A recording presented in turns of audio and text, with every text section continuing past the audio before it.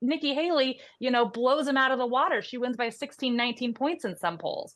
So if Republicans really care about winning, they might start to turn their thinking, especially as Donald Trump's legal cases start coming in. Everyone wants to see Donald Trump have some competition remain in the race, but there are serious questions about how much competition Nikki Haley is, and at what point is the respectable thing for her to do to pull out of the race.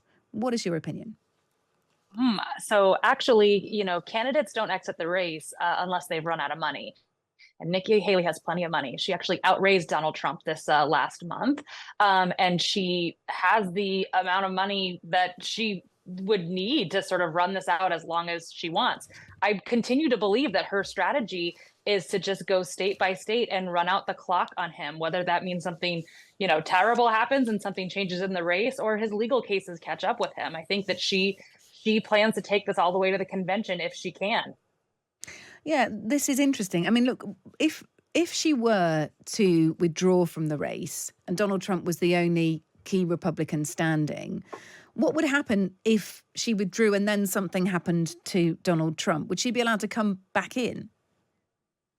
My gosh, I'm not sure we've ever seen that happen No, before. I know. I was just wondering about it earlier, about actually whether Nikki Haley does just do it until the money runs out, or whether there gets to a point where she respectfully leaves the race because it's doing her reputation more harm than good to continue.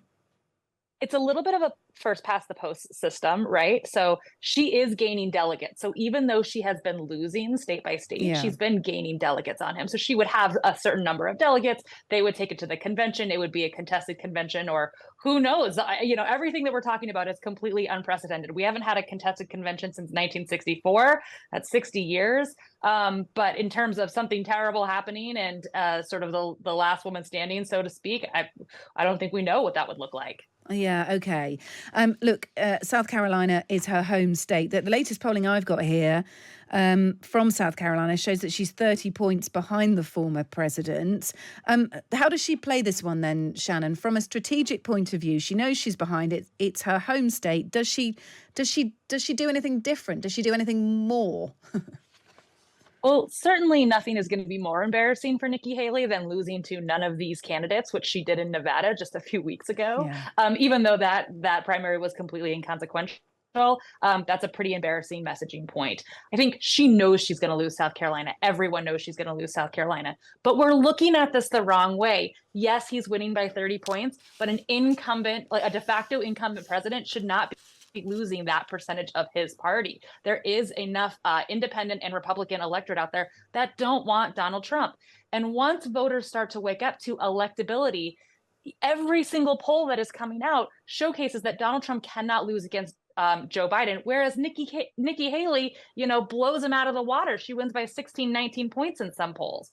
So if Republicans really care about winning, they might start to turn their thinking, especially as Donald Trump's legal cases start coming in. So the polling favours Nikki Haley against Joe Biden, if that were the case. That's right. Okay, absolutely. Look, really good to speak to you, Shannon Felton Spence. Thank you, politics and communications strategist at Harvard University's think tank, the Belfer Center.